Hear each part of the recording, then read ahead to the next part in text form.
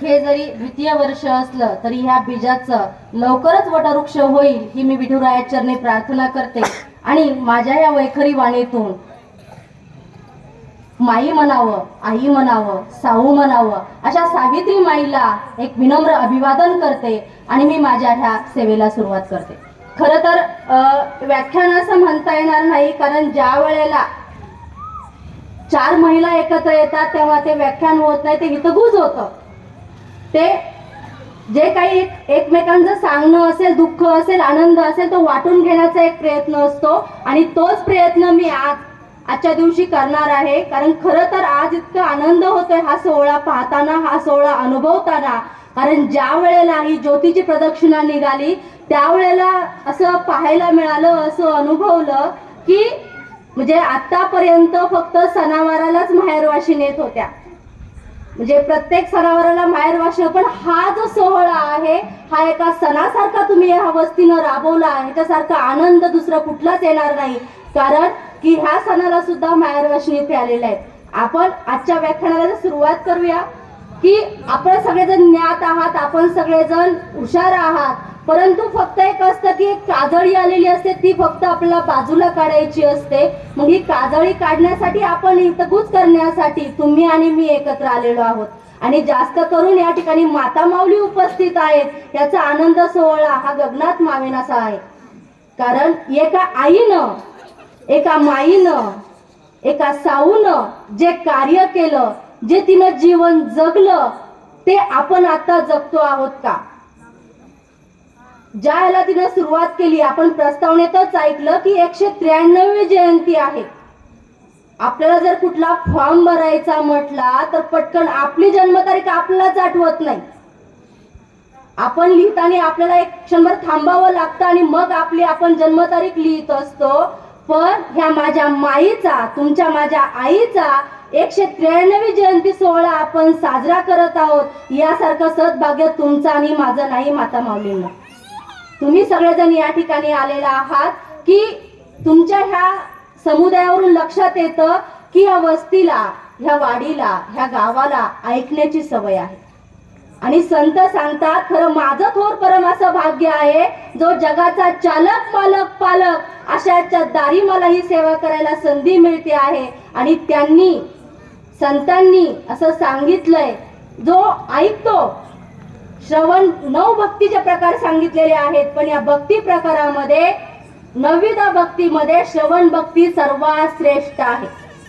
मग तुम्ही सगळेजण ऐकत आहात. फक्त ऐकत असताना की जसं मी मला प्रश्न विचारणार तसे तुम्ही तुम्हाला स्वतःला प्रश्न विचारायचे, एकमेकांना विचारायचे नाही.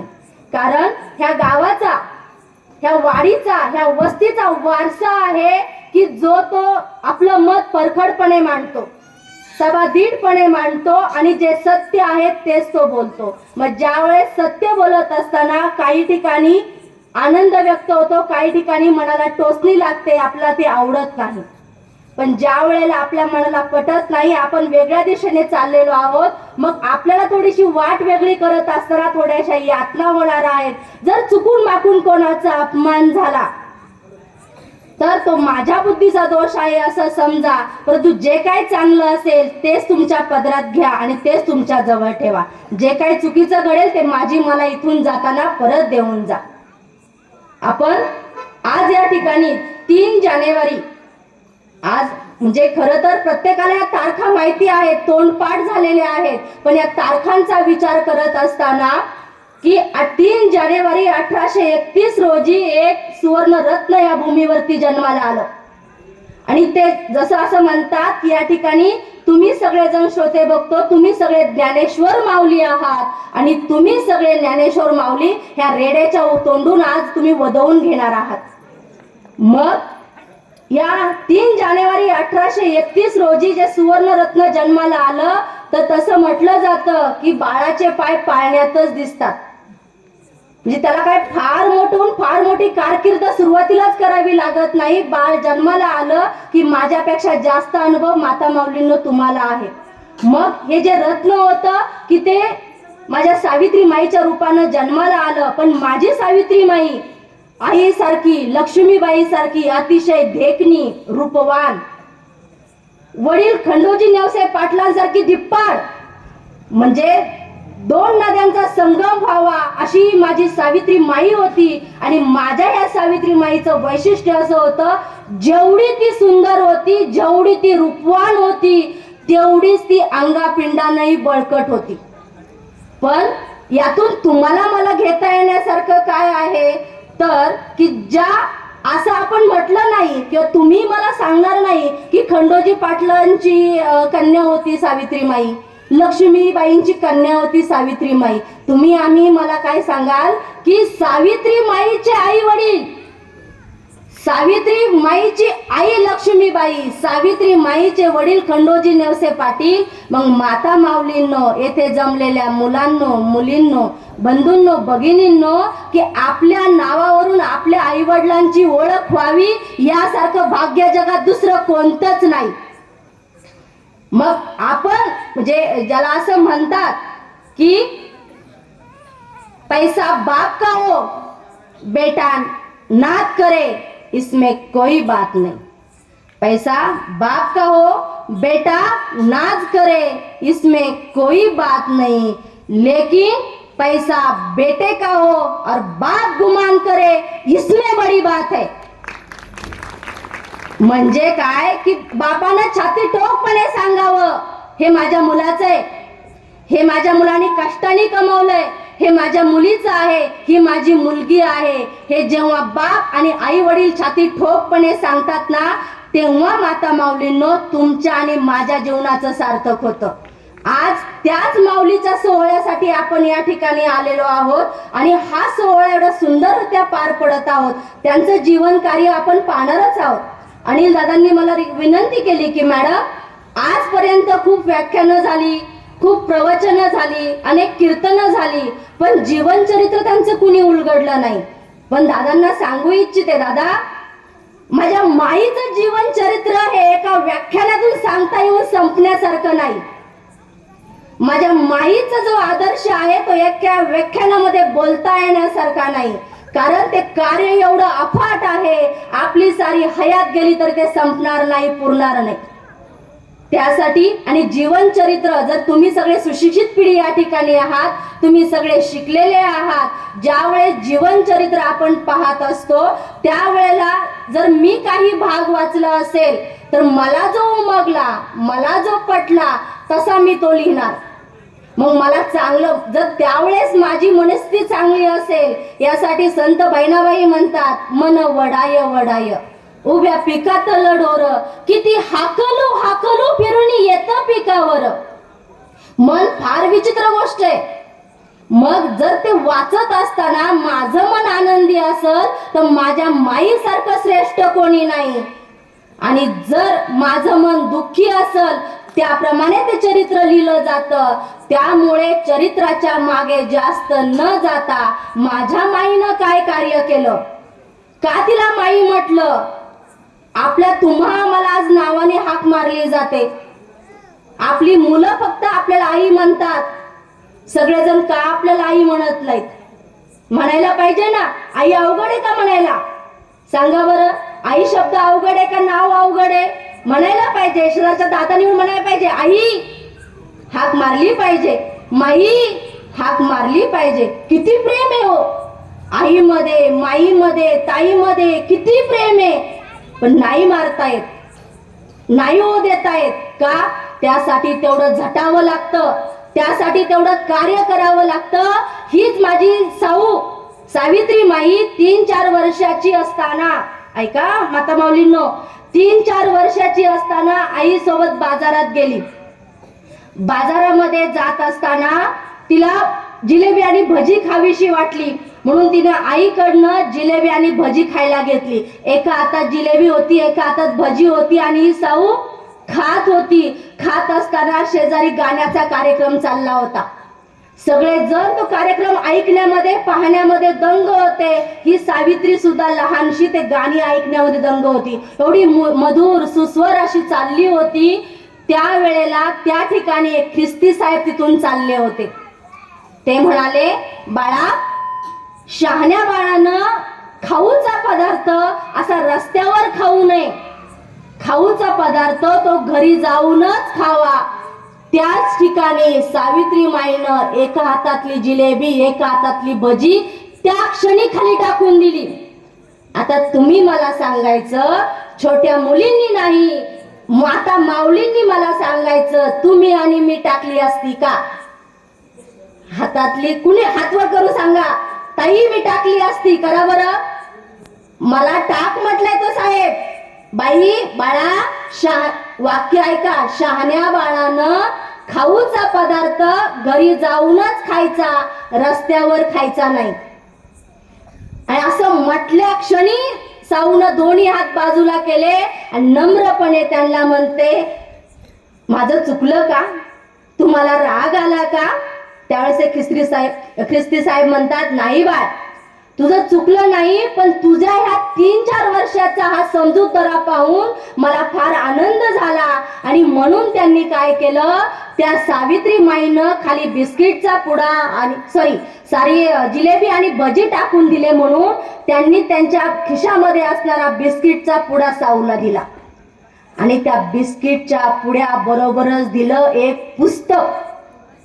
त्यांनी सांगितलं, त्यांना माहितीये तो काळ कसा होता. सावित्रीमाईला वाचता येणार नव्हतं. ते म्हणाले, बाळा तुला वाचता येणार नाही, पण एक चित्र पाहून तुला आनंद होईल. त्याच वेळेला त्या सावित्रीमाईनं बिस्किटच्या पुड्यापेक्षा पुस्तकाकडे कुतूहलाने पाहिलं आणि त्यावेळेस तिच्या मनामध्ये इच्छा निर्माण झाली, हे मला कधी वाचता येईल. आपल्याला दिलं असतं, आपण काय केलं असतं? शिकलेल्या मातांनो, आपण ते पुस्तक खोललं असतं का? वाचलं असतं का? बिस्किट मला कुठलं दिलंय? क्रीमचा आहे का? रंग कुठला आहे? त्याचा फ्लेवर कुठला आहे? गोड आहे का? माझ्या घरी नेऊ का? कोणाला देऊ का? म्हणजे आपल्या मनामध्ये इच्छांचा असा महापूर येतो. आणि सगळ्या दुःखाचं मूळ काय आहे? इच्छा. म्हणून संत सांगतात, जन्म घ्यावा लागे वासनेच्या संगे. आपण जन्माला परत परत काय येतो? तुम्ही आम्ही परत परत काय येता? कारण आपल्या मनामध्ये इच्छा तेवढ्या असतात. माझ्या सावित्रीमाईनं 3-4 वर्षाची सावित्रीमाई, जे मला 40 वर्षात झालं तरी कळत नाही, त्याच्या 3-4 वर्षाचं असताना उमगलं की मी पुस्तक वाचायला पाहिजे, मला हे पुस्तक वाचता आलं पाहिजे. त्यावेळेला तिनं ते पुस्तक घरी नेलं आणि गावभर बातमी पसरली. हा हा हा म्हणता सगळीकडे बातमी पसरली, गोऱ्या साहेबानं पुस्तक दिलं, गोऱ्या साहेबानं पुस्तक दिलं. तो काळ असा होता, तुम्ही आणि मी कल्पना पण करू शकत नाही. स्त्रीनं कोणापुढे जायचं नाही, घराचा उंबरठा ओलांडायचा नाही, कोणापुढे शब्द बोलायचा नाही, म्हणजे गुलामांचे गुलाम असावं असं स्त्रीचं आयुष्य होतं. आज आपण जे तोऱ्याने वागतो, ताठ्याने वागतो, आपण जे मिरवतो, ते फक्त या सावित्रीमाईमुळे, तिचे आपल्यावर अनंत उपकार आहेत, ते आपण कधीच फेडू शकत नाही. उभ्या आयुष्यात आपण ते फेडू शकत नाही. पण ज्याचे उपकार फेडता येत नाही, त्याच्या ऋणामध्ये राहायचं. ऋणामध्ये राहायचं म्हणजे तिने जे सोसलं, तिने जे भोगलं, त्याचा आपण काय केला पाहिजे? उद्धार केला पाहिजे. कसा करणार? कसा करायचा तो उद्धार? की आज तुम्ही आणि मी हे सगळे 21व्या शतकात वावरताना काही या ठिकाणी म्हणजे आजी आहेत, त्यांना माहिती आहे, त्यांना थोडाफार काळ आठवत असेल त्यांचं जीवन किती हलाखीचं होतं. म्हणजे आपण आपल्या पाळलेल्या कुत्र्या मांजराला सुद्धा आपण चांगलं खायला देतो. आज तर कुत्र्याला सुद्धा ऑनलाईन येतं, त्याला सुद्धा ऑनलाईन आपल्या बरोबरीने मागवलं जातं. आज आपलं कुत्र सुद्धा आपल्या बरोबर गाडीने फिरतं. पण त्यावेळेला 19व्या शतकामध्ये अशी अवस्था होती की बाईला कुठलं स्थान नव्हतं. मग अशा ह्याच्यामध्ये एका साऊनं, एका सावित्रीमाईनं शिक्षणाची इच्छा व्यक्त करावी, ह्यासारखं पापच कुठलं नाही. म्हणजे आपण जे म्हणतो की आज सांगतो, पण एवढं मोठं पाप पर तिने सांगितलं, हे पाप जरी असेल तरी मला करायचंय. आणि अशी जी साऊ लहानाची मोठी होत असताना 1840 साली अवघ्या 9व्या वर्षी तिचं लग्न झालं ज्योतींशी. ह्या ज्योतिबांशी लग्न झाल्यानंतर ना, ज्योतिबा फक्त 13 वर्षाचे आणि माझी सावित्रीमाई फक्त 9 वर्षाची. काय कळत असेल हो त्या पोरीला? काय उमगत असेल त्या मुलीला? कसा संसार करायचा? पण जसं आपण म्हणतो की तिला असं वाटलं की आपण दोघंही एका म्हणजे सहजीवन कसं असावं, आपल्या जीवनाचा जोडीदार कसा असावा, तो थ्या ज्योती आणि सावित्री सारखा. आपण म्हणतो माझा नवरा, लहान असताना लग्न ठरेपर्यंत वाटतं माझा नवरा असा असावा, माझ्या नवऱ्याने हे करावं, माझ्या नवऱ्याने ते करावं, कल्पनेचे आपण हे डोंगर बांधतो. आणि लग्न झाल्यानंतर ना तिचा नवरा किती फिरवतो, तिचा नवरा किती साड्या घेऊन देतो, तिचा नवरा फिरायला नेतो. म्हणजे आपलं हे डबक्यातलं जे आपण बेडूक आहे ना, तळ्यातलं बेडूक, त्याच्या बाहेरच आपण जात नाही. आणि म्हणून आपण कधी मोठे होऊ शकत नाही. आपल्यापेक्षा सावित्रीमाईला काय वेगळं होतं? 4 हात होते, 4 डोळे होते, काय वेगळं होतं? वेगळी होती ती फक्त मनाची जिद्द आणि उभारी बांधण्याची जिद्द, की मला लढायचंय, मला माझ्या या माता माऊलींसाठी काहीतरी करून दाखवायचंय, त्यांना ह्या रहाड गाडग्यातून मला बाहेर काढायचंय. त्या ज्या 24 तास शेणाच्या राडग्यामध्ये रबत असतात, त्यातून मला त्यांना बाहेर काढायचंय. एवढीच एक मनोमन इच्छा घेऊन ज्योतिरावांचा तिने उमरा ओलांडला. ज्या वेळेला दोघं जण एकत्र आले, त्यावेळेस त्यांनी पहिलं ठरवलं की प्रत्येक घरातली स्त्री शिकली पाहिजे. आता मला सांगा, 21व्या शतकात सुद्धा आज मुलीला शिकवताना, मुलीला बाहेर पाठवताना, मुलीला परदेशामध्ये पाठवताना आपल्या मनामध्ये किती विचार येतात, आपल्या मनामध्ये किती मोठं काहूर माजलं जातं. पण त्या काळामध्ये श्वास सुद्धा चोरून घ्यावा लागायचा, अशी अवस्था. आणि याच्यामध्ये ह्यांनी विचार असा मांडला की महिला शिकली पाहिजे, स्त्री शिकली पाहिजे. आणि म्हणून आजचा हा दिवस खरं तर श्रीमुक्ती दिन म्हणून साजरा केला जातो. कारण हे एक माई शिकली नसती, तुम्ही आम्ही शिकल्या नसते, ही भारतातील पहिली शिक्षिका झाली नसती, मी सांगायला उभी नसते, तुम्ही ऐकायला इथे जमलेल्या नसता. म्हणून ज्या वेळेला ह्यांनी असं ठरवलं की आपण काय करायचंय, की ह्या बायांना शिकवायचं, स्वतःच्या पायावर उभं करायचं, त्यांचं हित त्यांना कळू द्यायचं, त्याचबरोबर आपण हा वारसा पुढे न्यायचा. पण ज्या वेळेला हे सगळं करत असताना त्यांच्याकडे काहीच नव्हतं, ना पैसा होता ना काही होतं. गावाने खूप अडवण्याचा प्रयत्न केला, नाही शिकू द्यायचं. पण सावित्री माईला आणि ज्योतिबांना, खऱ्या जोडप्याला खऱ्या अर्थानं साथ लाभली ती आऊची. आऊ म्हणजे ज्योतिबांची मावस बहीण.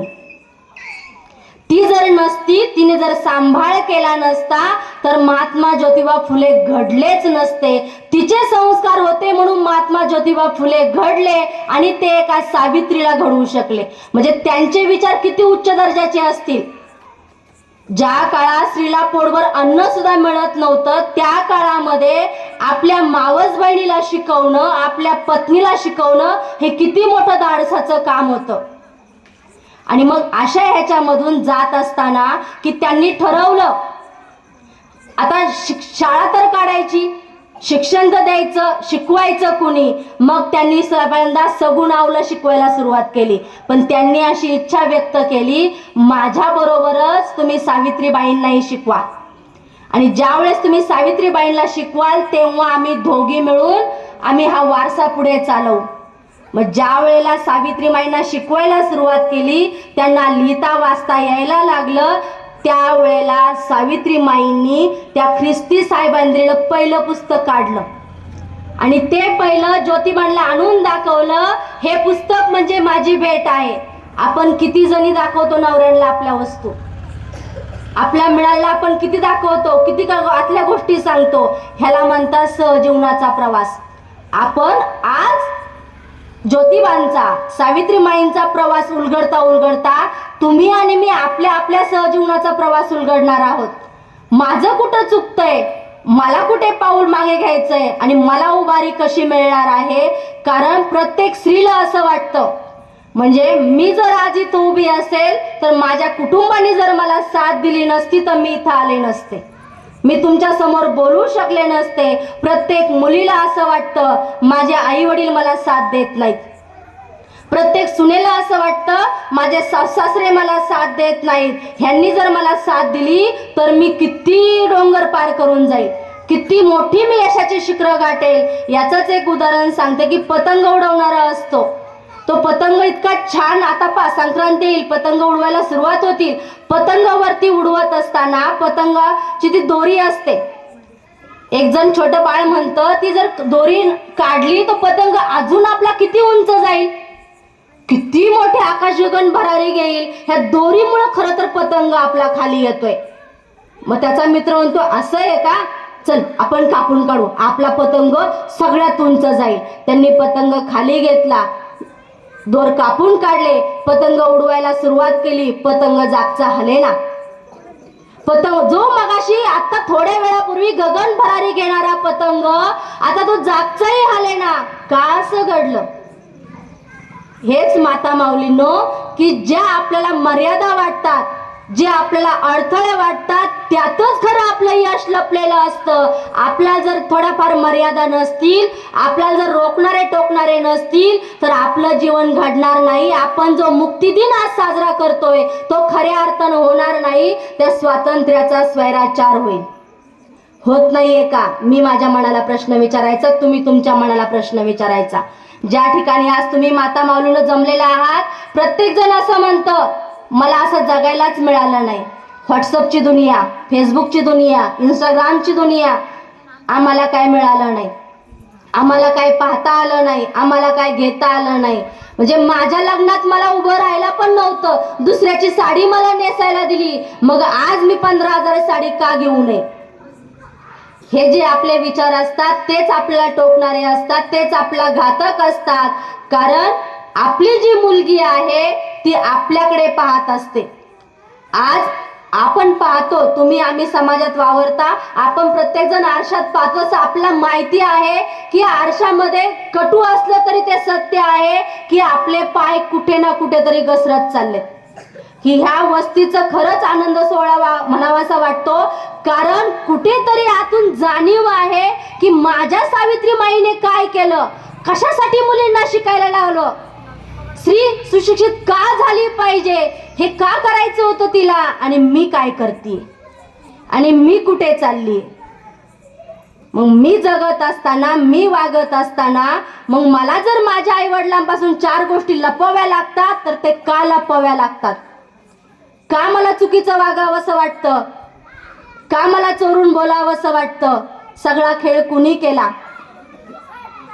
आपण म्हणतो मोबाईलने केला, आपण म्हणतो मोबाईलने केला. मोबाईलने काय केलं? तसा जर विचार केला तर हा सगळा खेळ कुणी मांडला?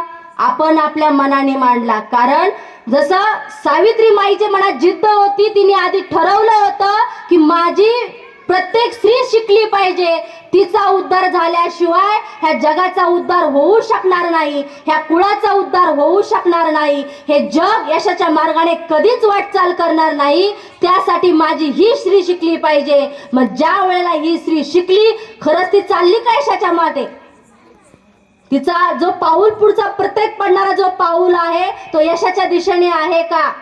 हा मी माझा मला प्रश्न विचारायचा. कटू असलं तरी हे सत्य आहे. आपण कुठेतरी वाहवत चाललोय, आपण कुठेतरी मनाच्या मागे धावत चाललोय. आपल्याला थांबणं हा प्रकार माहित नाही, आपण लौकिकाच्या मागे धावतोय. आता दादांनी सांगितलं, इथं कोणी अध्यक्ष नाही, इथं कोणी उपाध्यक्ष नाही, इथं कोणी कोषाध्यक्ष नाही. ह्यासारखा आनंद कुठेच नाही. कारण पद आलं, खुर्ची आली की राजकारण आलं. हो, त्याचं नवतवायला एक क्षण लागत नाही. ज्या ध्यासाने हे कार्य हाती घेतलं ते कार्य तडीस जाऊ शकत नाही. कारण उपाधी आली, लौकिक आलं, कुणीतरी मला चांगलं म्हणावं.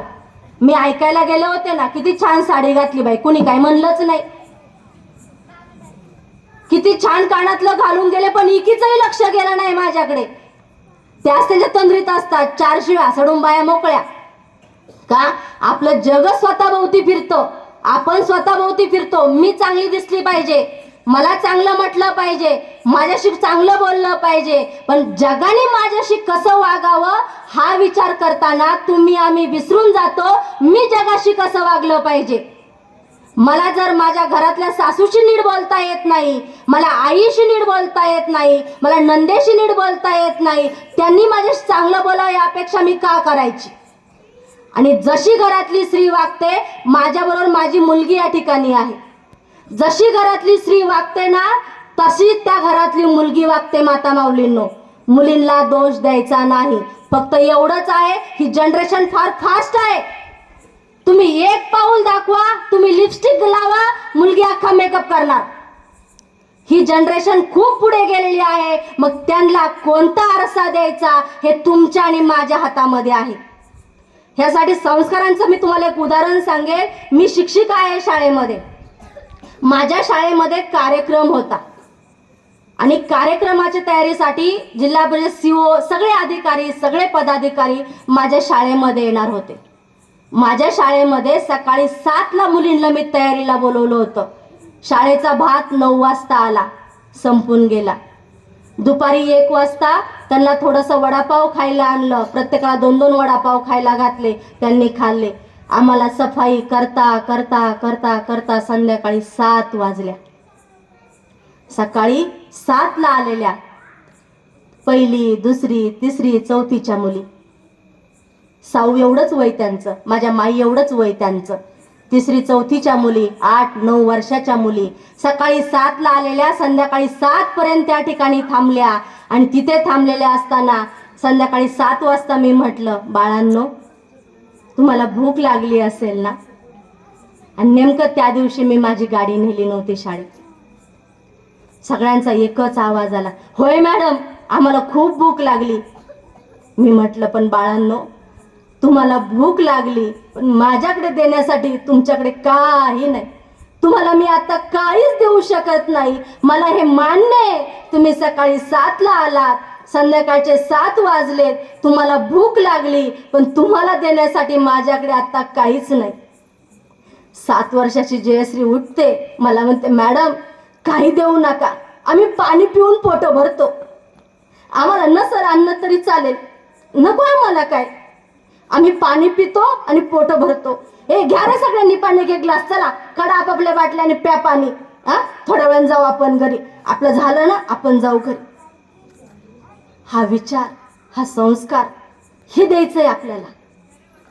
जे 7 वर्षाच्या जयश्रीला कळलं, जे माझ्या 9 वर्षाच्या सावित्री माईला कळलं की आपल्याला भान पाहिजे, आपण कुठं आहोत, आपल्याला जाणीव असली पाहिजे स्वतःच्या आणि दुसऱ्याच्या कष्टाची.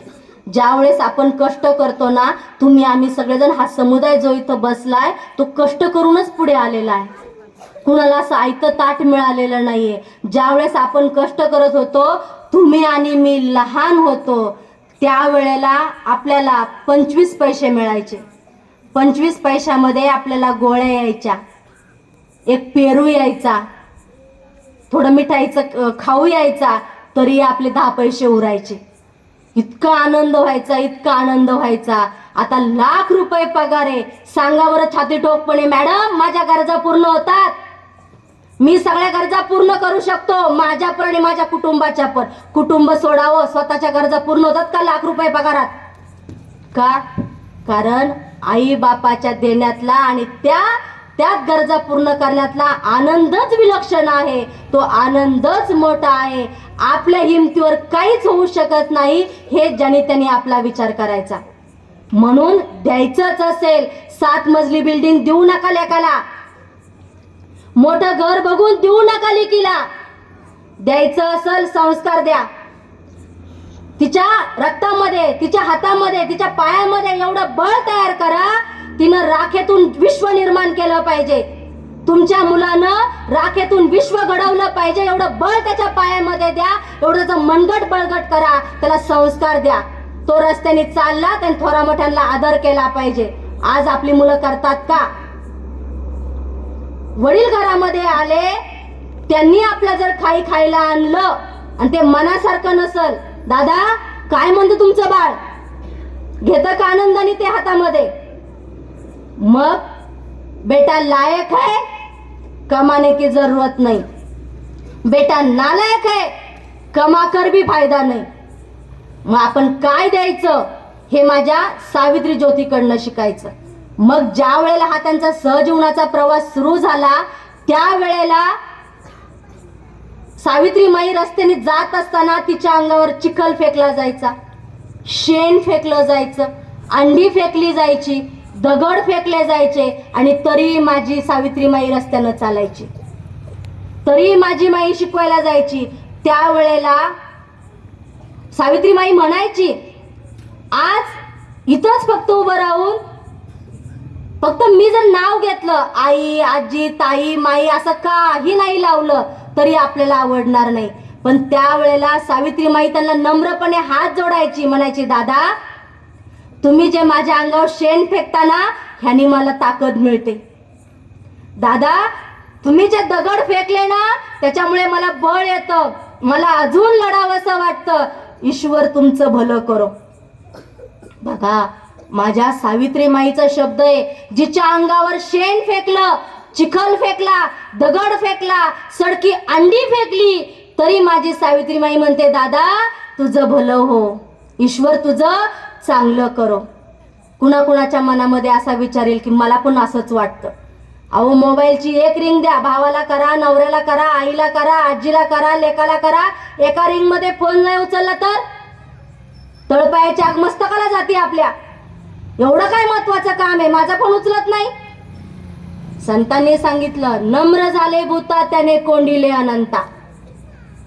संत सांगून गेले पण आपलं लक्ष नाही, आपण ऐकून ऐकत नाही. आपलं ऐकायला येत नाही का हो? येतं, आपण ऐकतो पण एका कानानं ऐकतो, दुसऱ्या कानानं आपण सोडून देतो. आपला भाव कसा तयार होतो. आज सावित्रीमाईचं जीवन ऐकतोय, तिचं आपण चरित्र ऐकतो, तिचं आपण कार्य ऐकतो, त्यावेळेस वाटतं खरंच किती केलं नाही ह्या माईनं, मला पण असं थोडंफार करायला पाहिजे, मला पण तिच्यासारखं जगता आलं पाहिजे. प्रदक्षिणा घेताना जो उत्साह होता तुमच्यामध्ये, ज्या घोषणा चालल्या होत्या, त्या खरंच प्रत्येकाला वाटत होतं की नाही आज मी बोललं पाहिजे. पण माता माऊलींनो, मी तुम्हाला खरंच सांगेल, कळकळीची विनंती करेल, आज तुम्ही नाही हुरूप दाखवला तरी चालेल, आज तुम्ही नाही उत्साह दाखवला तरी चालेल, पण वर्षभरातले 363 दिवस तुम्ही सावित्री म्हणून जगा, तुमचा उद्धार झाल्याशिवाय राहणार नाही. कारण आपण काय करतो, तुम्ही मॅडम तुम्हाला उजळणी येत नाही का हो? 365 दिवस असतात, तुम्ही 363 दिवस कसं काय म्हणता? कारण 3 तारखेला 3 जानेवारीला आपल्या अंगात जी काही सावित्री संचारते ना ती बघण्यासारखी असते, आपल्यासारखं दुसरं कुणीच नाही. आणि दुसरा दिवस म्हणजे 10 मार्च, माझ्या सावित्रीमाईनं जो देह सोडला, या इहलोकीची यात्रा संपवली तो दिवस. ह्या 2 दिवशी आपल्या मनामध्ये प्रचंड आदर येतो, प्रचंड प्रेम उफाळून येतं. पण ज्या वेळेला 363 दिवस आपण वावरत असतो त्यावेळेस आपल्याला सावित्रीमाई आठवत नाही. मी जगताना कसं जगलं पाहिजे, तिने जर शेणाचा मारा खाल्ला असेल तर मला चांगलं वागता येत नाही. हे ज्ञानदानासारखं पवित्र कार्य तिने केलं, त्याच्यामुळे मी शिकले, मी उभी राहिले, मला चांगलं बोलता येऊ नये असं आहे का हो? शिव्या द्यायला मला हे तोंड दिलंय आणि चांगलं वागायला माझं पाठीमागं तोंड आहे. त्याच तोंडांना मला चांगलं बोलायचं, त्याच तोंडांना मला शिव्या द्यायच्या. मग जर एकच तोंड मला वापरायचंय, मग तिच्या ऋणात मला उतराई व्हायचंय, तर त्यासाठी मी काय केलं पाहिजे, जाणीव ठेवली पाहिजे मी शिकले कशासाठी, मला हा जो शिकण्याचा ज्ञानाचा हा जो वैभवशाली वसा मिळालेला आहे तो कशासाठी.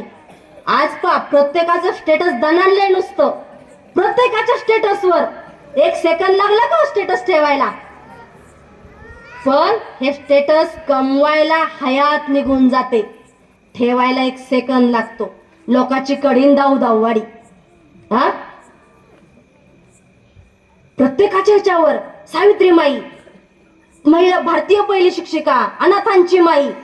मग आपल्याला का होता येत नाही अनाथांची माई? हा दिनदुबळ्यांची आपल्याला का मदत करता येत नाही का? आपल्या मनामध्ये तो भाव नाही. आणि संत सांगून गेले, देव भावाचा भुकेला आणि हाची दुष्काळ तयाला. त्याला सगळं देऊ, मार्गशीर्ष महिन्याचा गुरुवार धरू, श्रावणातले सोमवार धरू, ओटी भरू, भंडारा घालू, पण भाव आम्ही देणार नाही. आणि भाव बळे आकळे एरवी नाकळे. मला सांगा बरं, आज खऱ्या अर्थानं सावित्रीच्या लेकींनी हात वर करा. कोण कोण सावित्रीच्या लेकी त्या ठिकाणी? एवढ्या सगळ्या सावित्रीच्या लेकी जमल्यात. आता तुमच्याकडे तुमच्या घरात नाही का हो सावित्रीची लेक? तुमची आई नाही, तुमची बहीण नाही, तुमची पत्नी नाही, तुमची मुलगी नाही, तुमचे हात नाही वर झाले. बर, आता मला सांगा, चिंच आवडते? आंबा, कैरी, लोणचं आवडतं सगळ्यांना? ती वस्तू मी तुम्हाला दाखवली का? नाही, तरी तुमच्या तोंडाला पाणी आलं. खरं सांगायचं, आलं का नाही आलं? चिंच म्हटलं, आंबा म्हटलं, कैरी म्हटलं, लोणचं म्हटलं, तुमच्या तोंडाला पाणी आलं. वस्तू समोर दाखवली का मी? नाही. कसा भाव लगेच तयार झाला. पण ज्या वेळेला मी सावित्रीची लेक आहे हे जेव्हा छातीठोकपणे सांगायचं येतं, छातीठोकपणे आचरण करायचं येतं, तो भाव आपल्या मनामध्ये येत नाही. आणि जोपर्यंत तो भाव आपल्या मनामध्ये येत नाही तोपर्यंत ह्या माईचं कार्य सिद्धीत जाऊ शकत नाही. मग तिचं कार्य सिद्धीच न्यायचं असेल तर आपण आपल्या मनामध्ये शपथ घेतली पाहिजे, आपण आपलं वचन दिलं पाहिजे. ज्यासाठी तिनं हा वसा सुरू केलाय शिक्षणाचा, मी त्यासाठी त्याचा वापर करेन. कारण जर एका घरातली स्त्री शिकली तर तिच्या 42 कुड्यांचा उद्धार होतो. जिच्या हाती पाळण्याची दोरी ती जगाते उद्धारी. किती छान वाटतं नाही दादा म्हणायला, ऐकायला, हे की नाही? पण ज्यावेळेस खरंच सांगायचं असतं, खरंच बोलायचं असतं, पण मी शिकले, मला माझ्या कुटुंबाकडे लक्ष द्यायला वेळ आहे का? आज माझी मुलगी काय करते हे पाहायला मला वेळ आहे का? आज तिचं पाऊल कोणत्या दिशेने चाललंय, तिचं सोडा हो, माझं पाऊल आज कोणत्या दिशेने चाललंय ह्याचं भान मला आहे का? मी जर या जगाच्या बाजारात वाहत चालली असेल, एखाद्या स्टेटसला रिप्लाय दिला, हाय हॅलो, आपण किती पटकन रिप्लाय करतो सेकंदात. मग ज्या माता माऊलीमुळं आपण स्वयंपाक घरातून, नानी घरातून, देवघरातून आपण ज्ञानदानाच्या पवित्र अशा क्षेत्रात आलो, आपण आज मंदिरासमोर बसलो, मग त्या ज्ञान पवित्र ह्याच्यामध्ये आपण थोडं पवित्र राखायला नको का? तुम्ही आम्ही चांगलं वागायला बोलायला नको का? मग यासाठी आपल्याला काय झालंय की लौकिकाचा आपण जास्त भरीस गेलो. आपल्याला असं वाटतं की मला जे काय जगातली सगळी स्वर्ग सुख माझ्या हातामध्ये पाहिजेत. पण ही स्वर्ग सुख तुमचीच तुमच्या हातामध्ये आहेत. कारण एका स्त्रीने ठरवलं तर ती तिच्या घराचं नंदनवन करू शकते, आणि एका स्त्रीने ठरवलं तर तीच तिच्या घराची माती करू शकते. मान्य आहे तुम्हाला सगळ्यांना? मग का होत नाही नंदनवन? का आपल्यामध्ये वाद होतात? का आपले विचार पटत नाही? मी आणि माझ्या नंदेचं मी करणार नाही, पण माझ्या भाऊजांनी माझं केलं पाहिजे. दारात पाऊल ठेवला की मला पाण्याचा ग्लास आला पाहिजे, मला पहिला चहा दिला पाहिजे, आणि माझी नंद माझ्या घरी आल्यानंतर रोजच येते. हा भाव जोपर्यंत बदलत नाही तोपर्यंत तिचं कार्य सिद्धीला जाऊ शकत नाही. ज्या वेळेला स्त्री शिक्षिका म्हणून काम करायचं ठरलं, गावाने खूप रोखायचा प्रयत्न केला, इतक्या विडंबना केल्या, शेणाचा मारा करून दमले. त्यातलाच एक धडिंगण पुढे आला. म्हटला, बाई तुला कसंच कळत नाही, आज जर तू माघारी फिरली नाहीस तर आज तुझी आबरू राहत नाही. स्त्रीचं मन थोडी बावरली, थोडी घाबरली, पण ती ज्योतींची साऊ होती. ज्योतींच्या तालमीत ती तयार झालेली साऊ होती. ती 2 पावलं मागं गेली, पुढची 2 पावलं तिच्या जवळ अजून यायला लागली. त्यांनी पुन्हा खडसावून सांगितलं, तू जर आज माघारी गेली नाही तर तुझी आज आबरू राहत नाही. ती पुन्हा 2 पावलं मागे सरकली आणि तिने डोळे बंद केले, पदर खोचला, 2 पावलं पुढे गेली, धटिंगणाच्या 4 कानाखाली ओढल्या, आणि ज्या वेळेला तिनं मारलं त्यावेळेस त्याची नजर खाली गेली. जर तिनं त्यावेळेस धाडस केलं नसतं तर, तिनं हिंमत दाखवली नसती तर, आपल्या स्वतःच्या आबरूची पर्वा न करता माझ्या माता मावल्या शिकल्या पाहिजेत एवढं कार्य करणारी तीच एक माई होऊ शकते. जगाच्या पाठीवर दुसरी कुठली माई होऊ शकत नाही.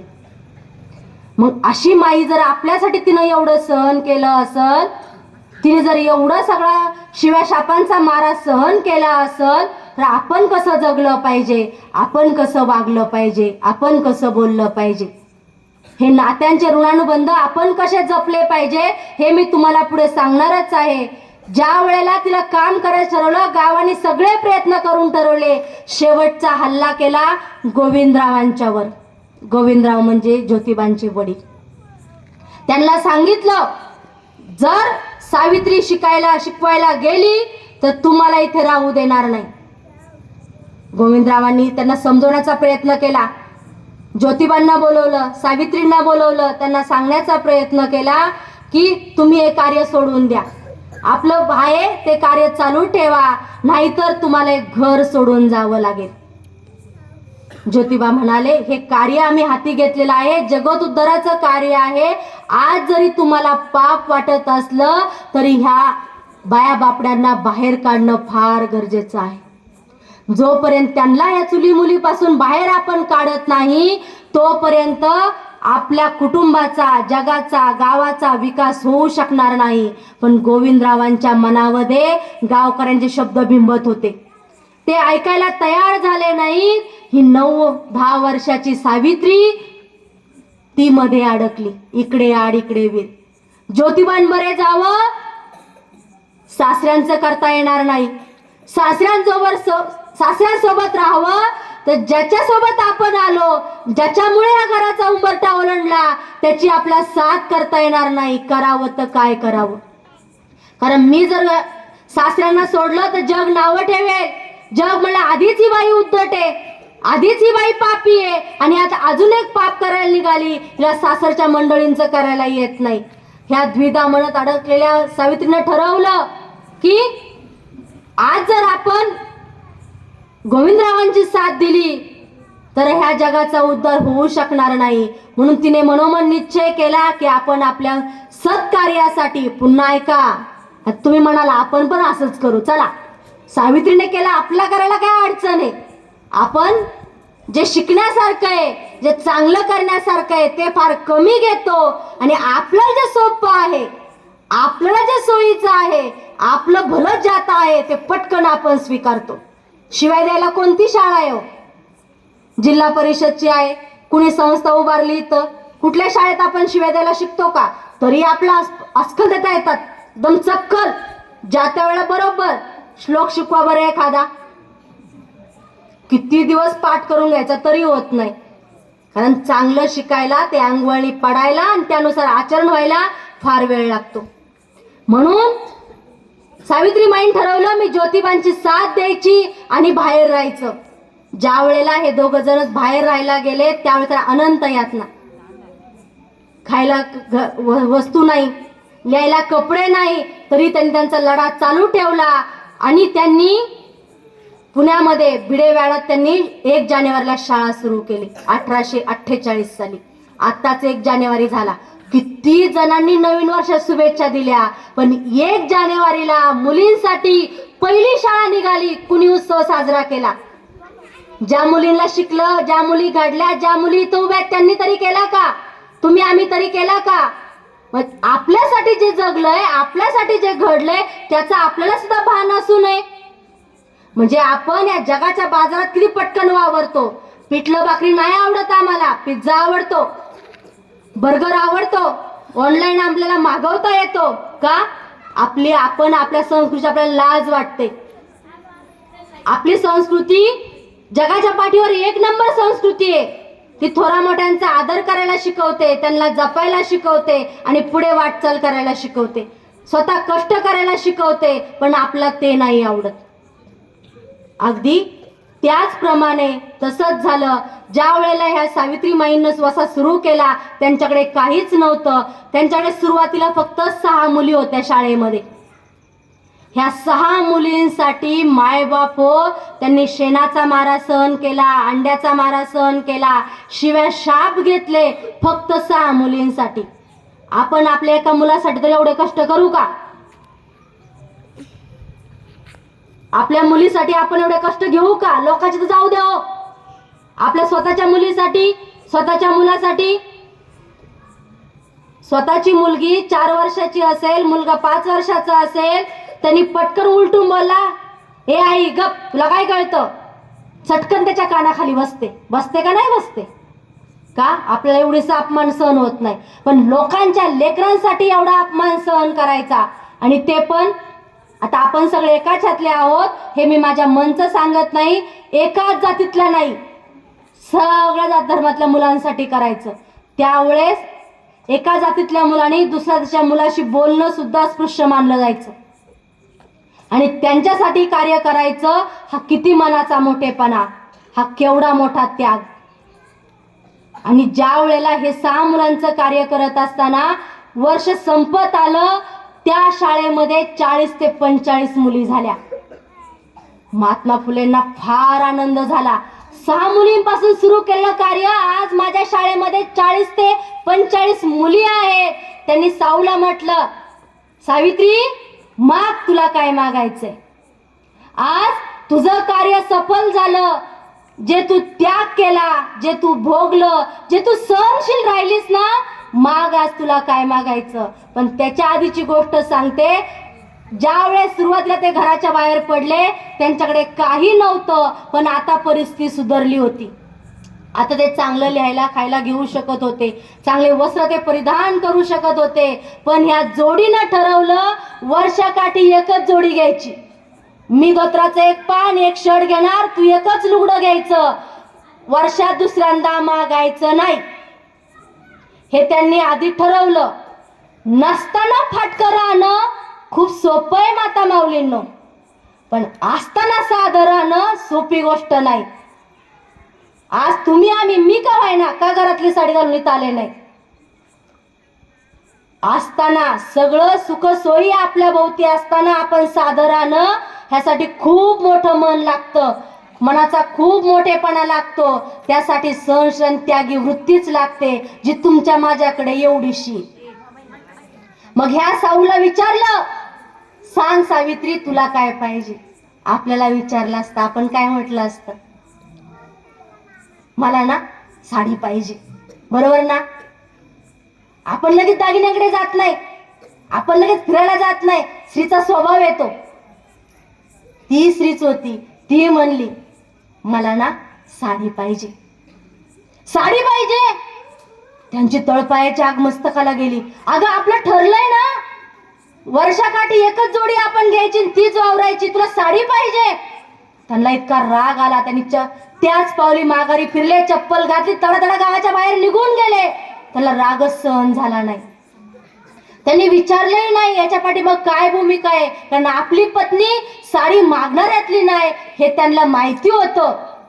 पण पुरुषाचा स्वभाव तो नाही आवडलं, तडातडा निघून गेले. तास 2 तास बाहेर राहिले. आणि मग जसं आपला तुमचा माझा पण नवरा काय करतो, बायकोचा राग आला की आईला तरी सांगतो, बहिणीला तरी सांगतो, हो की नाही? तसं ज्योतिबांनी पण केलं. सगुणा उघडं गेले, सगुणावलं नाही. सगुणाऊ ही सावित्री काय बिघडली काय ग? तिला असं वाटलं का आपण फार मोठे झालो, आपण खूप महान कार्य केलं? सगुणा विचारते, काय झालं ज्योतिबा, सांग तरी, काय एवढा पारा चढला तुझा? अरे बोल तरी. अगं तिला मी विचारलं की आता तू छान कार्य केलं, छान झालं, तुला काय पाहिजे ते माग. ती साडी मागते मला. त्यावेळेस सगुणाऊ म्हणते, ज्योतिबा तू विचारलं का रे तिला कशासाठी हवी साडी? सावित्री तू आणि मी ठरवलं असताना तुला कशासाठी लागते ग साडी, विचारलं का तू? नाही नाही, मी नाही विचारलं, आणि मी विचारणार पण नाही. पुरुषी स्वभाव, पुरुषी अहंकार. त्यावेळेला सगुणाऊ म्हणते, जा तिला विचार तरी एकदा, कशासाठी हवी तुला साडी? मला माहितीये ती बोलली मला, पण मी तुला सांगणार नाही, तू तिच्या तोंडून आहे, कारण ते तिच्या कष्टाचं फलित आहे. ज्या वेळेला ते सावित्रीकडे पुन्हा जातात, तिला मनामध्ये राग आहे तरी विचारतात, सावित्री तुला साडी कशासाठी हवी ग? त्यावेळेस ती सांगते, अहो ज्यावेळेस मी शाळेत जाते ना, लोक माझ्या अंगावर चिखल टाकतात, शेण टाकतात, सडकी अंडी टाकतात आणि ती टाकल्यानंतर मला शाळेत तसंच मुलांसमोर नाही बसता येत, मुलींना मला तसं नाही शिकवता येत आणि मग ती मला आंघोळ करावी लागते, ती साडी मला धुवावी लागते आणि तीच ओली साडी घालून मला शिकवावं लागतं. मग ही ओली साडी घालून शिकवत असताना जर माझ्या अंगात ताप भरला तर तुम्ही ज्या जिद्दीनं कार्य सुरू केलंय त्याला खंड पडेल ना हो. आणि तुम्ही केलेल्या कार्याला मला खंड नाही पडू द्यायचा. मला माझं कुठलंही असं कारण मध्ये आणायचं नाही की महान कार्य जागी थांबून राहील. त्यासाठी मी मागितली हो तुम्हाला साडी, मला वेगळं काही नको. त्यावेळेस ज्योतिबाच्या डोळ्यामध्ये अश्रुधारा सुरू झाल्या. आपण आपल्या पत्नीला ओळखू शकलो नाही, जिनं 9 वर्षाची असताना एवढा मोठा समजूतदारपणा दाखवला, मनाचा एवढा मोठेपणा दाखवला, एवढी त्यागी, एवढी सहनशील माझी बायको, मी तिला ओळखू शकलो नाही आणि म्हणून त्यांच्या डोळ्यामध्ये अश्रूच्या धारा सुरू झाल्या. म्हणजे मी आजारी पडू नये हा भाव नव्हता माता माऊलींनो, तर मी आजारी पडल्यामुळे माझ्या पतीनं जे चांगलं कार्य सत्कर्म सुरू केलेलं आहे त्यात खंड पडता कामा नये. अशी देतो का आपण आपल्या पतीला साथ? त्यासाठी परवाच मी माझ्या मिस्टरांना दाखवलं.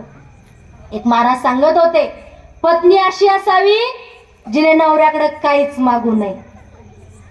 पत्नी अशी असावी जिने नवऱ्याकडे काहीच मागू नये. माझ्या मिस्टरांनी थांबून लगेच माझ्याकडे बघितलं. बघ, ऐक. म्हणलं थांबा, तुम्ही पुढचं ऐकून जा. मग त्यांनी सांगितलं, पती असा असावा ज्याने पत्नीला काहीच मागायची गरज लागू देऊ नये, असं पतीचं कार्य असावं. म्हणजे पत्नीला मागायची आवश्यकता लागलीच नाही पाहिजे, एवढा समजूतदारपणा पाहिजे, एवढे दोघांमधले ऋणानुबंध पाहिजे. या हृदयीचे त्या हृदयी घातले, द्वैत न मोडता आपणासी केले, संत ज्ञानेश्वर माऊली ज्ञानेश्वरीमध्ये सांगतात. मग आपला आहे का भाव एवढा? आपला संसार आहे का असा? खरं आपला वाटतं असं सांगितलं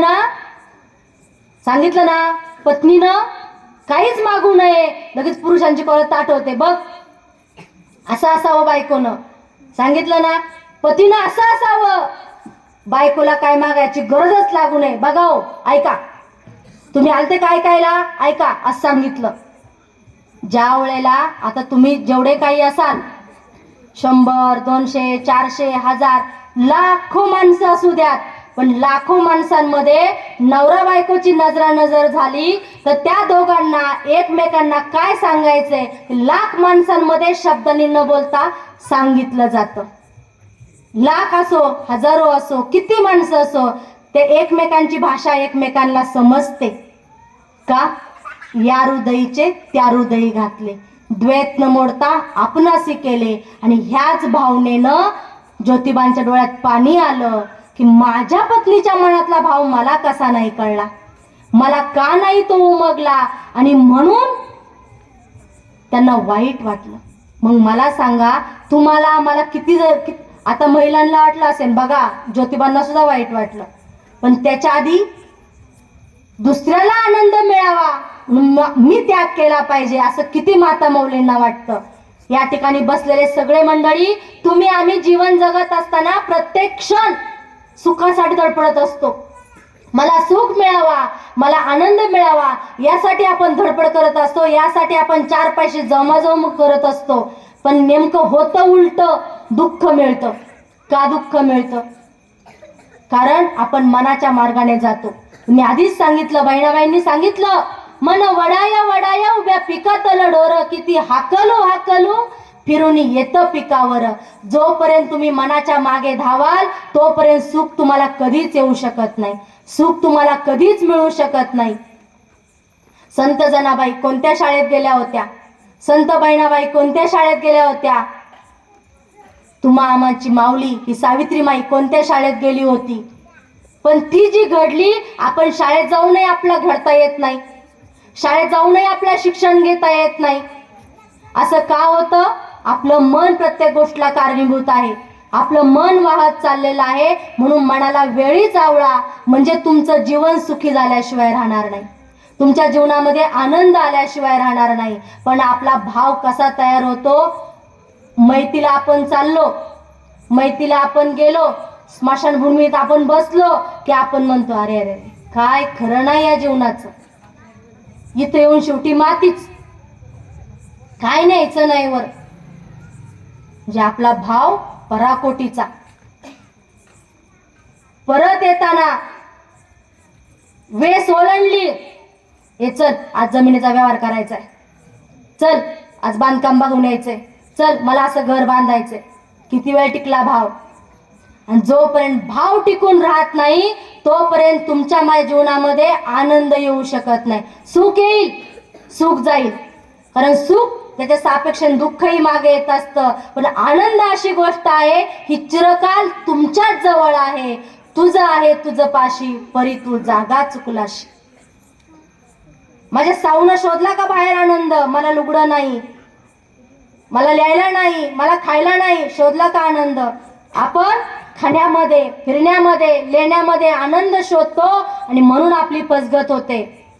म्हणून संतांनी सांगितलं, न बोलो फार न बै स्वजनामध्ये, मोडतील भक्तीच्या वाटा आणि कोपतील संतजन. पण आपल्या बोलल्याशिवाय राहत नाही, आपल्या गेल्याशिवाय राहत नाही. तिनं काय केलं ग? तिची सून कशी आहे? करती का सगळं? माझी नका करे ना, तिची करते का नाही? त्याचं आपल्याला जास्त पडलेलं असतं.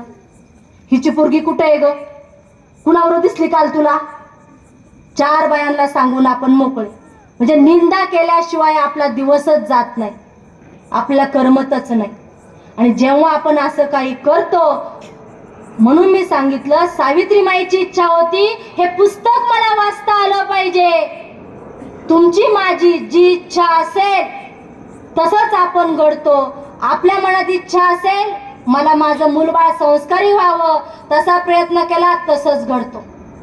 इच्छा म्हणजे काय बोललं दाखवली पाहिजे असं काही नाही. आता तुम्ही सगळेजण देहाने सगळेजण माझ्या बरोबर आहात, मनाने कितपत माझ्या सोबत आहात? कोण कुठे घरी जाऊन आलं?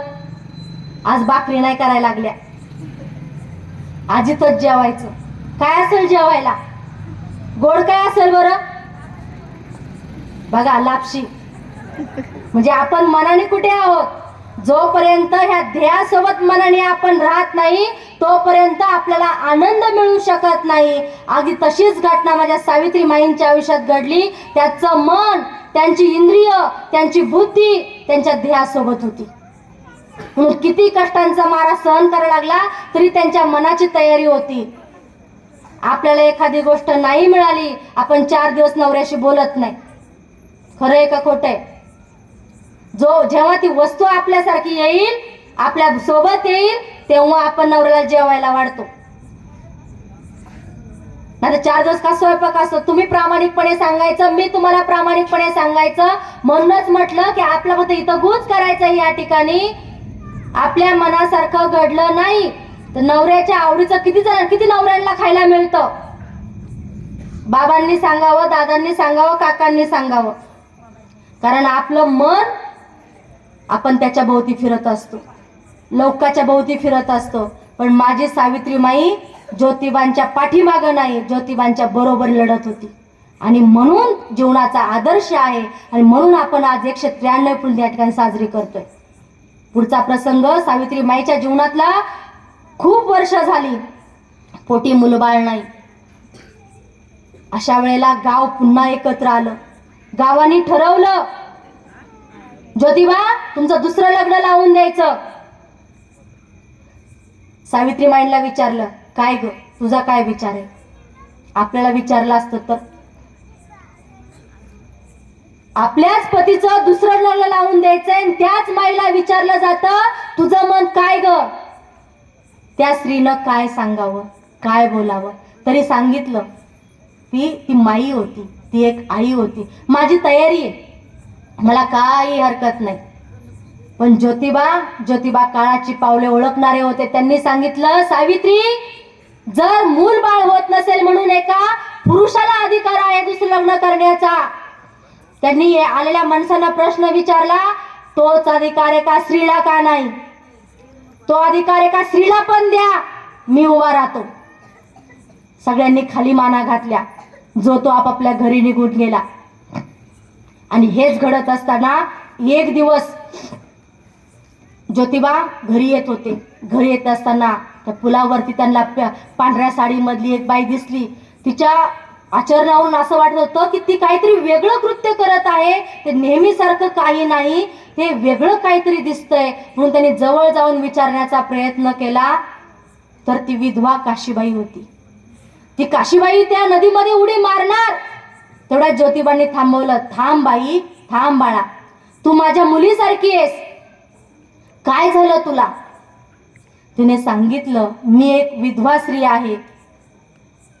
चुकून माझ्याकडनं माझा पाऊल घसरला आणि आता हे मूल माझ्या पोटात वाढतंय.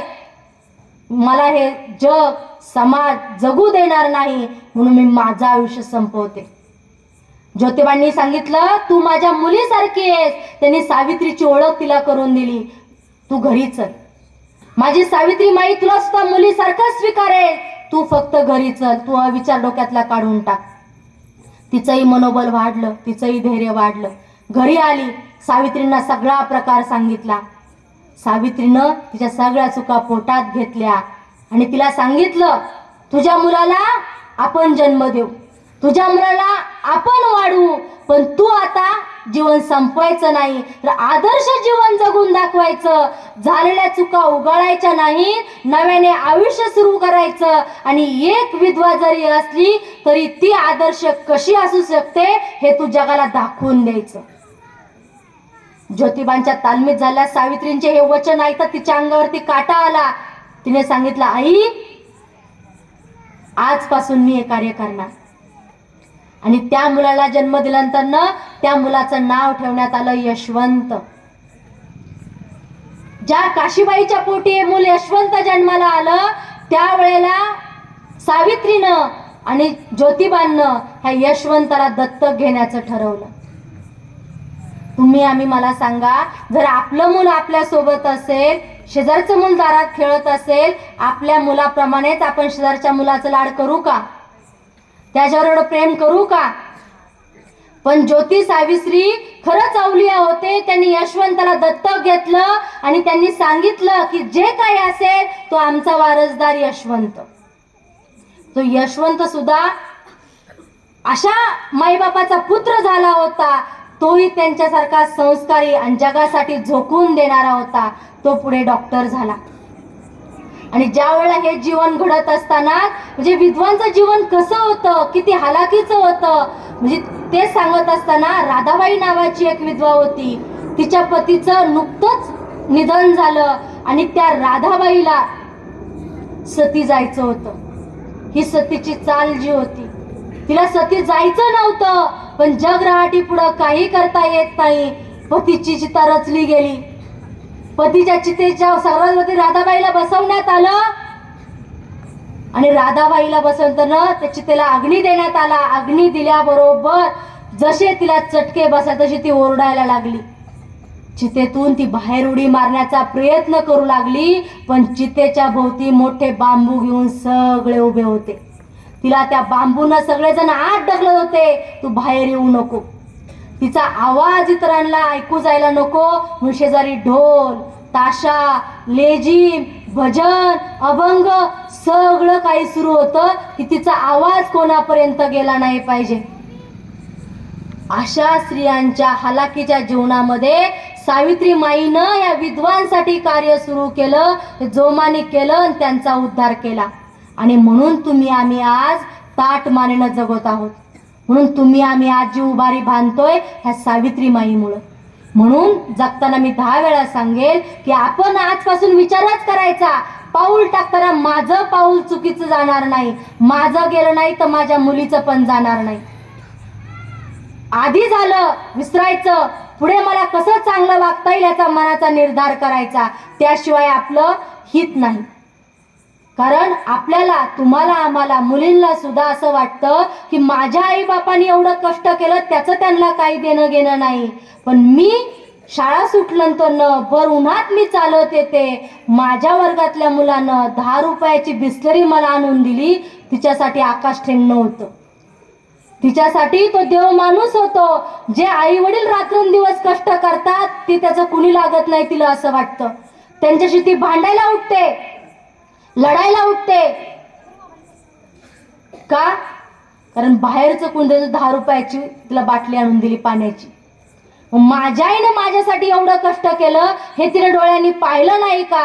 म्हणून डोळ्यातलं आजचं अंजन, आजचं काजळ काय असेल, आपण आपल्या मुलीला पण जग असं दाखवायचं. तिच्याही जीवनाचा उद्धार झाला पाहिजे ना आपल्याही जीवनाचा उद्धार झाला पाहिजे. माता माऊलीनं आपली पोरगी बिघडली, तुमची माझी पोरगी बिघडली, तुम्हाला मला जगण्याचा अधिकार नाही. तुम्हाला वाईट वाटेल का असं म्हणता? मग ती बिघडली आम्ही मरायचं का? कारण चुकलो आपण. कारण सावित्रीमाई कशासाठी शिकली? एक स्त्री शिकली तर कुटुंब शिकेल. तिच्याकडे ज्ञानाची शिदोरी असेल, तिच्याकडे संस्कार असेल, ती आपल्या कुटुंबाला सुसंस्कारित करेल. आणि कुटुंबाला सुसंस्कार करण्याची जबाबदारी आईवर असते, वडिलांवर पण असते, पण जास्त काकणभर आईवर असते. कारण 9 महिने ती त्या मुलीला जास्त ओळखत असते. म्हणून या ठिकाणी मुली आहेत. मुलींना मला एकच सांगणं आहे, कटू वाटेल बाळांनो, तुम्हाला माझा राग येईल, पण हे सत्य आहे. तुम्हाला बापाचं कष्ट पाहायचं असेल तर बाप जेव्हा रात्री निवांत झोपी जातो ना त्यावेळेस बापाजवळ जा. बापाचा मळलेला बनियान, फाटलेला बनियान तुम्हाला सांगेल त्या जीवनामध्ये किती कष्ट आहेत, तुमसाठी तो किती त्याग करतो. दिवसभर तुम्हाला दिसणार नाही, कारण आपल्या बापासारखा कलाकार ह्या जगाच्या पाठीवर शोधून सापडणार नाही. कारण तो दुःख लपवायला 1 नंबरचा कलाकार आहे. तुमच्या सलमान खानला काय करता, शाहरुख खानला काय करता? तुमच्या बापाकडे बघा. त्याच्या नजरेमध्ये, त्याच्या चेहऱ्यावर एवढीच पण तुम्हाला जाणवणार नाही तो तुमच्यासाठी किती यातना सहन करतो, किती कष्ट करतो, तो तुम्हाला दिवसभरात कधीच सापडणार नाही. कारण तो उत्तम कलाकार आहे. मग तुम्हाला जाणून घ्यायचंय, त्याला जेव्हा गाढ झोप लागेल ना त्यावेळेस जा, त्यावेळेस कळेल. आणि आईचे कष्ट पाहायचे असतील, 1 दिवस फक्त आईबरोबर फिरून बघा. तिच्या चेहऱ्यावरचा तो मळालेला कळकट झालेला चेहरा, तिचं साडी कुठं चालली, सगळ्यांसाठी केलेला स्वयंपाक तिलाच खाता आला नाही, हे तुम्ही डोळ्यांनी बघा. त्यावेळेस तुम्हाला कळेल की माझे आई माझे बाप किती कष्ट करतात. माझं पाऊल चुकीचं पडलं पाहिजे का? पोरीला फिरवायला पोरांना बुलेट पाहिजे, त्याशिवाय पोरगी मागं बसत नाही. पण आज माझ्या बापाला मला फिरवता आलं पाहिजे, माझ्या आईला मला मिरवता आलं पाहिजे, त्यासाठी किती मुलांनी बुलेट घेतली, आपल्या मनाला प्रश्न विचारायचा. म्हणून मी आधीच सांगितलं की ऐकताना स्वतःला प्रश्न विचारत चला की खरंच असं आहे का, खरंच असं घडतंय का? ज्या वेळेला अशा यातना सहन करण्यातून आपल्याला काही दुःख नाहीये, आपल्याला असं वाटतं ही किती सुखात आहे, मुलींना वाटतं तिची आई किती चांगली, तिचा बाप किती चांगला. पण आपल्याला जी आई मिळालेली आहे ना ती आपल्या प्रारब्ध कर्माने मिळालेली आहे आणि तीच जगात सर्वात श्रेष्ठ आहे. तिच्यासारखी माया जगाच्या पाठीवर आपल्यावर कुणी करू शकत नाही. मग आपल्यावर माया करण्यासाठी, आपल्यावर प्रेम करण्यासाठी जशी आपल्याला आपली आई पाहिजे, मग त्या आईला पण आपला अभिमान वाटला पाहिजे, असं आपलं कर्तृत्व असावं, असं आपलं आचरण असावं. आज सावित्रीमाईचा या ठिकाणी जन्म सोहळा साजरा होतोय. या ठिकाणी मी छाती ठोकपणे सांगेल मुलींना, तुम्हाला शिक्षण नाही घेता आलं ना घेऊ नका, नाही कळता आलं, नाही कळून घेता आलं, कळून घेऊ नका. पण ज्या आई वडिलांनी तुम्हाला जन्म दिला त्यांची मान कधीच खाली जाणार नाही, एवढं आचरण ठेवा. तुमच्या आई बापासारखा श्रीमंत जगात कोणीच नसेल, अगदी अंबानी सुद्धा नाही. ज्या घरातली मुलं संस्कारिक आहेत त्याच घरातली आई बाप श्रीमंत आहेत. मग आपल्या बापाची आणि आपल्या आईची श्रीमंती आपण ठरवायची का बिघडवायची हे तुम्ही आम्ही ठरवायचं. महिलांनो, मातांनो, आपण जर सासरी सुखाने नांदलो, आनंदाने नांदलो तर आपल्या आई बापांचा उद्धार होतो. चालणारं गावातलं चालतं बोलतं कुणी म्हणतं हिच्या आईचे संस्कार आहेत बरं का. आईने संसार केला तर लेक संस्कार करते. आईला भाकरी थापता आली तरच लेकीला भाकरी थापता येते. तुम्ही आम्ही सगळ्या खेड्यातले आहोत, खेड्यात जीवन जगत आहोत, पण आपल्या शहराचं एवढं काही वारं लागलंय की आपण तिथं भरकटत चाललो. मग आपण कुठेतरी थांबायला शिकलं पाहिजे. मनासाठी नाही, पण मन मारून आनंदाने जगता आलं पाहिजे माझ्या सावित्रीमाई सारखं. जाता शेवटचं उदाहरण मी तुम्हाला सांगेन. तुम्ही आम्ही सगळ्यांनी कोरोनाचा काळ अनुभवला. ह्या कोरोनाच्या काळामध्ये किती जणांनी आपल्या घरातल्यांची सेवा केली आपण आपल्याला विचारायचं. आईला कोरोना झाला असेल, लेक उभा राहिला का, बाप उभा राहिला का?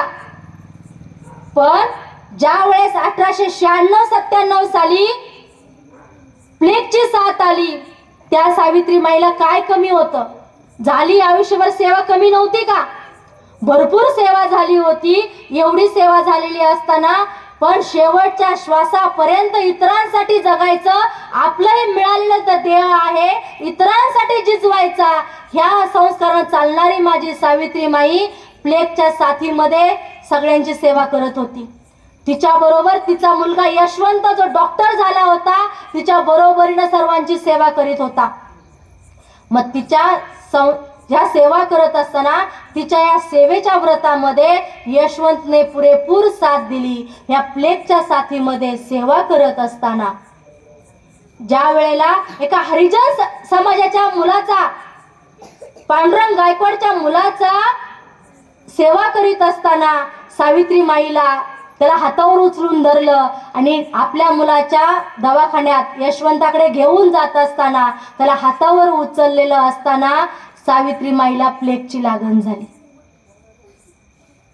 तिला तो आजार झाला आणि तो आजार एवढा बळावला की माझ्या सावित्रीमाईचा 10 मार्च म्हणजे त्या आपण आयुष्यभर इतरांसाठी जगलो, शेवटचा श्वास सुद्धा आपण इतरांसाठीच घालवतोय. म्हणून 10 मार्च 1897 रोजी माझ्या माईनं ह्या इहलोकीची यात्रा संपवली. मी संपवलीच म्हणेन, कारण तिने ठरवलं असतं, तिने जर या आजारात वाहून घेतलं नसतं, तिला प्लेगची साथ लागण झाली नसती. तिला अजूनही जगावंसं वाटलं असतं. मरणाऱ्या प्रत्येकाला वाटतं, तुम्हाला आम्हाला जगणाऱ्याला असं वाटतं मी अजून जगावं, मी अजून जगावं. आपल्या जर पटकन आलं सांगितलं तुला 4च महिने जगायचंय, काय असेल आपल्या मनामध्ये कालवा कालो. त्यावेळेस माईला माहिती होतं, मी जर यांची सेवा केली तर मला ही लागण होणार आणि मला या इहलोकाची यात्रा संपवावी लागणार. हे माहिती असून सुद्धा सेवेचं व्रत हाती घेणारी माझी ही माई, म्हणजे किती त्याग असावा. त्यागाचा कळस, जसं मंदिराला जर कळस नसेल तर मंदिराला शोभा नाही, मग या त्यागाचे कळस असणारी ही महामूर्ती अवलिया माझी सावित्रीमाई तुम्हा आम्हाला जगण्याची प्रेरणा देऊन जाते. दुसऱ्यासाठी किती जगावं, कसं जगावं याची शिकवण देणारी ही माझी माई आहे. मग आपण आजपासून पूर्ण नाही जगता येणार, कारण आपल्याला आपल्या जीवनशैलीचं एक हे झालेलं आहे. पूर्ण नाही म्हणत मी, तुम्ही आम्ही पूर्ण नका वाहून घेऊ, पण थोडं तरी उतराई होण्याचा प्रयत्न करू. स्वतःसाठी जगता जगता इतरांसाठी जगून पाहू, त्यात काय आनंद आहे तो आपण पाहू आणि आपण आपलं कुटुंब सांभाळू. मग आपलं आपण कुटुंब झालं की आपल्या शेजारचे येतील, आपली वाडी येईल, आपली वस्ती येईल आणि आपल्या वस्तीचा, आपल्या गावाचा नावलौकिक झाल्याशिवाय राहणार नाही. कारण आजचं जे कार्य आहे, आजचा जो सोहळा आहे की आज एका सणासारखा तुम्ही या ठिकाणी बसलेला आहात, हा सोहळा खरंच अवर्णनीय आहे, ज्याचं वर्णन शब्दात सांगणं अगदी अशक्य आहे. मग हा सोहळा आपल्याला जर जन्मोनजन्मी भोगायचा असेल, सतत भोगायचं असेल तर आपण सावित्रीमाईच्या दिशेनं वाटचाल केली पाहिजे. मलाही वाटलं होतं आज आपण महिला आहोत, आपण सावित्रीमाई बनून जाऊया का, पोशाख करून जाऊया का? अहो, सावित्रीमाईचा पोशाख घालणं फार सोपं आहे, पण सावित्रीमाई म्हणून जगणं तेवढंच अवघड आहे. तिचा पोशाख घालून मिरवण्यापेक्षा सावित्री माई म्हणून जगू, दीन दुबळ्यांना मदत करू. ज्याच्यासाठी शिक्षणाचा वारसा तिने सुरू केला, खरंच तो वारसा आपण जगू आणि मग म्हणू घेतला वसा टाकणार नाही, उतणार नाही, मातणार नाही. आपण मार्गशीर्ष महिन्यात म्हणतो, अशा किती पोथ्या वाचल्या, वाचायच्या नाहीत का? वाचा, जरूर वाचा, सगळं करा, पण ज्याच्यासाठी करतोय ज्या स्वतःच्या उद्धारासाठी आपण करतोय, आपल्या मुलाबाळांच्या प्रगतीसाठी करतोय, त्याची मात्र क्षणभरही आपल्याला विसर पडू देऊ नका. खरंच तुम्ही एवढं सगळ्यांनी शांतपणे मला ऐकून घेतलं. काही चुकलं असेल तर माझ्या जोडीत माझी मला परत द्या. या गावानं, या वस्तीनं, या दादांनी जो काही मला या ठिकाणी बोलवलं, जे काही तुम्हाला दोन शब्द सांगण्याची जी मला संधी दिली, त्याबद्दल या व्यासपीठाचे, या मंडळाचे आणि तुम्हा सर्व श्रोत मायबापांचे मी आभार मानते आणि माझे दोन शब्द संपवते. जय हिंद, जय भारत.